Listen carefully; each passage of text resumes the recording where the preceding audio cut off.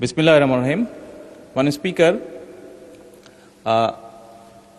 যে বিষয়ের উপরে আমাকে ধন্যবাদ জানানো হয়েছে এই সংসদের পক্ষ থেকে, তার জন্য আমি আন্তরিকভাবে কৃতজ্ঞ এবং আন্তরিকভাবে সকল সদস্যকে ধন্যবাদ জানাচ্ছি।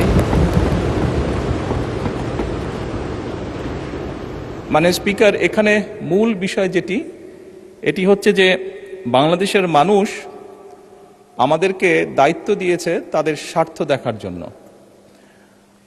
আমাদের দলের অবস্থান থেকে আমরা একটি স্লোগান ব্যবহার করি, সেটি হচ্ছে যে বাংলাদেশ ফার্স্ট বা বাংলাদেশ প্রথম।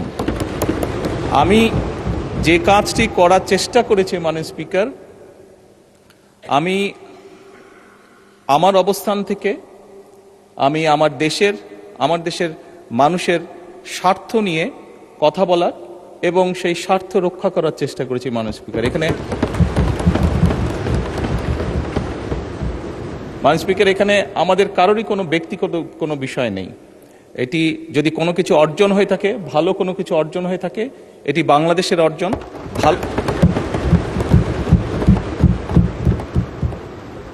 এই সফরের মাধ্যমে যদি দেশের মানুষের কোনো অর্জন হয়ে থাকে, সেটি এই দেশের মানুষের অর্জন মাননীয় স্পিকার। তবে মাননীয় স্পিকার, যেহেতু সংসদের সকল সদস্য, বিশেষ করে বিরোধী দলীয় নেতা, উনিও উৎসাহ প্রদান করেছেন দেশের জন্য, দেশের মানুষের পক্ষে কাজ করার জন্য, সেজন্য আবারও আমি আমার ব্যক্তিগত পক্ষ থেকে সকল সদস্য, বিরোধী দলীয় নেতা সহ সকল সদস্যকে আন্তরিকভাবে ধন্যবাদ জানাচ্ছি। ধন্যবাদ।